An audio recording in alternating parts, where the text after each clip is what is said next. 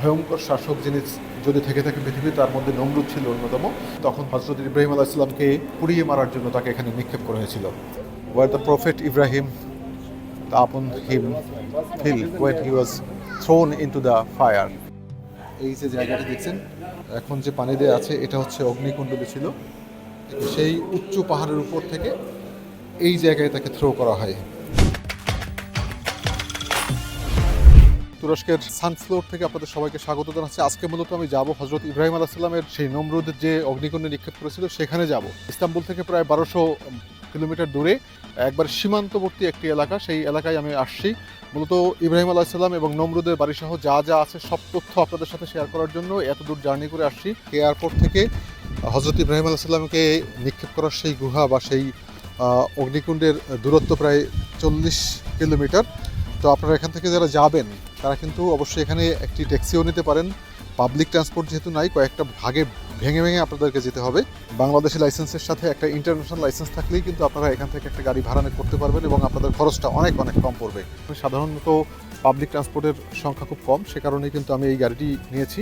এই গাড়িটির ভাড়া পড়েছে আমার $50-52, প্রায় 6000 টাকার মতন। ওয়াও, তুরস্কের এই পাহাড়ি রাস্তায় চলতে চলতে এমন এমন মোড় পাবেন, এত সুন্দর লাগে। নিচে অনেক ছোট একটা শহর দেখা যাচ্ছে, একটা মসজিদ দেখতে পাচ্ছি।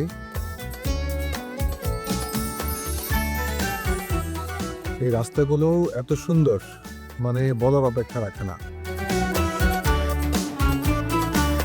সামনে যে শহরটা দেখতে পাচ্ছেন, ওই যে পাহাড়ের উপরে, ওইটাই ছিল মতো হযরত ইব্রাহিম আলাইহিস সালামের শহর।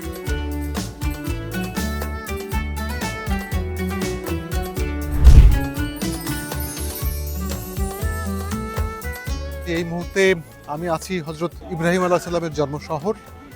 একেবারে এটা নিয়ে যদিও মতবিরোধ আছে বা মতবাদ আছে, তবে সর্বাধিক গ্রহণযোগ্য মতবাদ হচ্ছে বা মতামত হচ্ছে এটা যে হযরত ইব্রাহিম আলাইহিস সালাম এই শহরে, এই সানফ্লুয়া শহরেই জন্মগ্রহণ করেন। তিনি এখানে বড় হন। এখানে বড় হওয়ার পরে তিনি নমরুদ যে ছিল সেই নমরুদের রাজত্বকালে তিনি আল্লাহর বাণী প্রচার করার সময় তিনি এখান থেকে হিজরত করেন। তো চলুন আজকে কথা না বাড়িয়ে হযরত ইব্রাহিম আলাইহিস সালামের সময়ে সেই শহরটি এখন কেমন আছে তার বিস্তারিত তথ্য নিয়ে আজকের ভিডিওটি বানাবো। তবে আপনাদের কাছে অনুরোধ হচ্ছে আমার এই চ্যানেলটি সাবস্ক্রাইব করে আরও বেশি মানুষকে দেখার উৎসাহিত করবেন, আরও বেশি মানুষকে দেখার সুযোগ করে দিবেন এবং নিজেরাও উৎসাহিত হবে এবং আমাকে উৎসাহিত করবেন। হযরত ইব্রাহিম আলাইহিস সালামের সেই জায়গায় যেতে এই গেট দিয়ে ঢুকতে হবে। এই যে সামনে যে পাহাড়টা দেখছেন, বিশাল পাহাড়, এই পাহাড়ের উপরে মূলত যে নমরুদ ছিল, সেই নমরুদের বাসভবন বা নমরুদের রাজত্ব ছিল।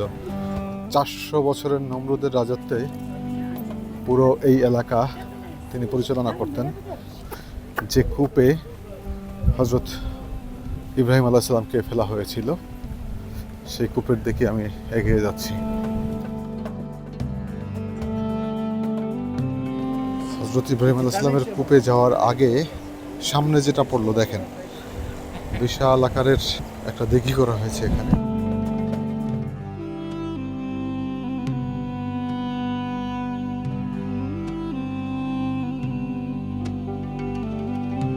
সময় সুযোগ করে যদি ঘুরতে কেউ আসতে চান এখানে অবশ্যই আসবেন।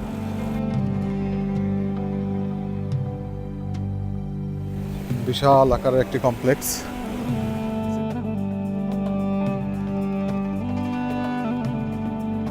মানুষজন ওঠা নামার জন্য বিশাল আকারের সিঁড়ি, মসজিদ, মাদ্রাসা। প্রিয় বন্ধুরা, ইতিমধ্যে আমরা সেই জায়গায় চলে আসছি যে জায়গায় হযরত ইব্রাহিম আলাইহিস সালামকে আগুনে ফেলা হয়েছিল। সেই পাহাড়ের উপর থেকে আমাকে সহযোগিতা করছে আমাদের এখানে ট্যুরিস্ট পুলিশ অফিসার। এখানে আসলে অনেকেই আমরা ইংলিশ জানি না বা এখানে অনেকে ইংলিশ জানে না, কিন্তু উনি অনেক ভালো ইংলিশ জানে এবং উনি আমার কথা সব বুঝতে পারছে এবং আমাকে দেখানোর চেষ্টা করছে। Welcome to you. Thank you, sir. How are you? I'm fine, thank you, sir. Can you share some experience you are working here? Sure. We are the tourism police for the tourist person.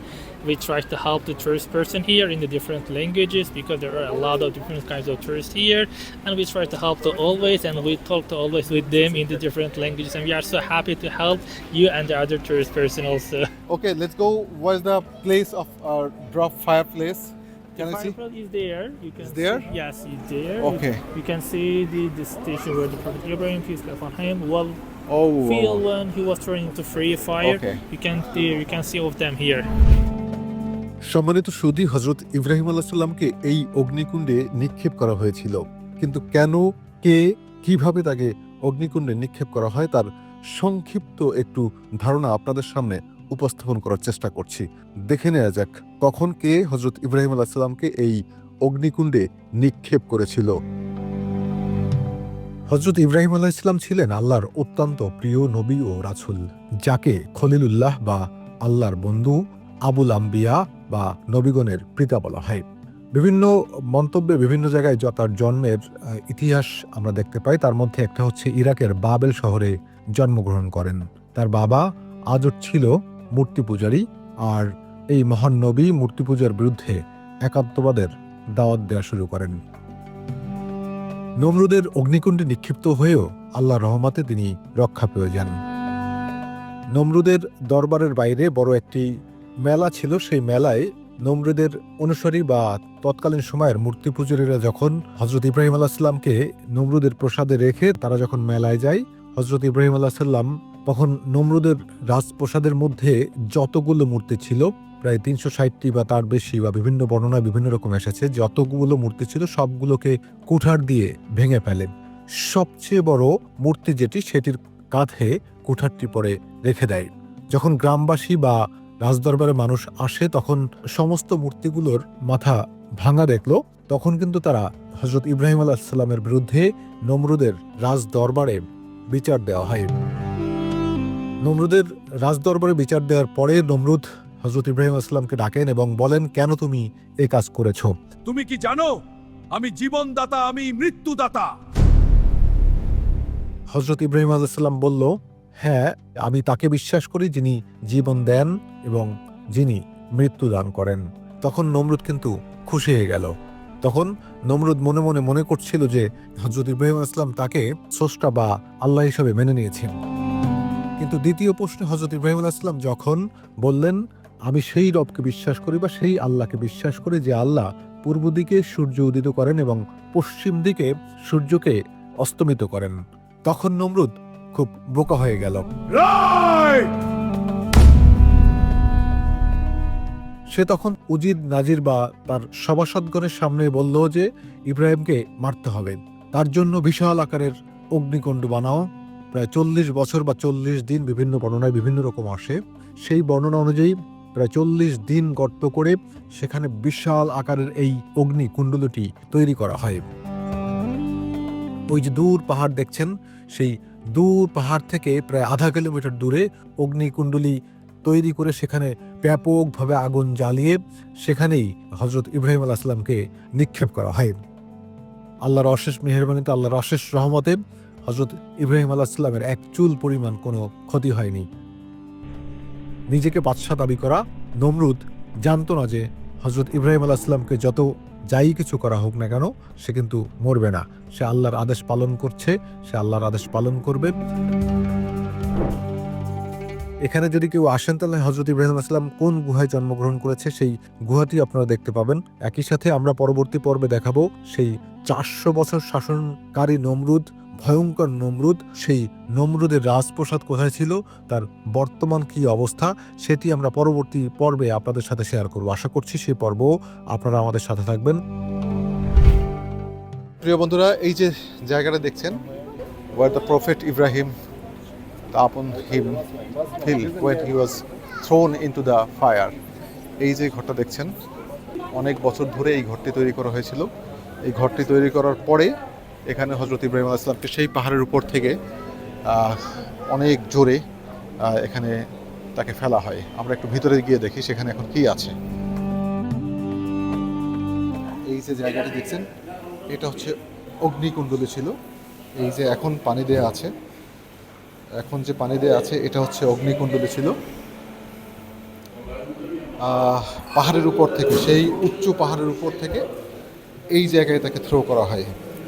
তখন আল্লাহ রব্বুল আলামিন সেই আগুনকে বলেছিলেন, ইয়া নারি কুনি বারদা ওয়া সালামুন আলা ইব্রাহিম, হে আগুন তুমি ইব্রাহিমের উপর শান্ত হয়ে যাও, শান্তিময় হয়ে যাও, এমন শান্তিময় হও যে সে যেন ঠান্ডায় বা বরফে জমে না যায় বা তার শরীর যেন কোনো কষ্ট না হয়।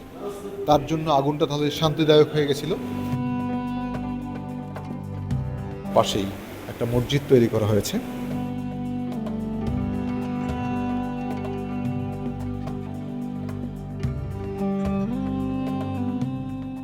অন্তত 24 থেকে 26টি সূরায় 200-র বেশি সময় হজরত ইব্রাহিম আলাইহিস সালামের নাম এসেছে। এই যে ক্যামি বা ফায়ার প্লেস যেখানে হজরত ইব্রাহিম আলাইহিস সালামকে নিক্ষেপ করা হয়েছিল, তখন এই মাছ তাকে সহযোগিতা করে। এই মাছকে এরা পবিত্র মাছ বলে, যে কারণে এই মাছ পবিত্র, তারা খায় না। এখানে এই মানুষজন আসে, এটা যে এখানে এসে শুকরিয়া তার নফল নামাজ পড়ে, দোয়া করে।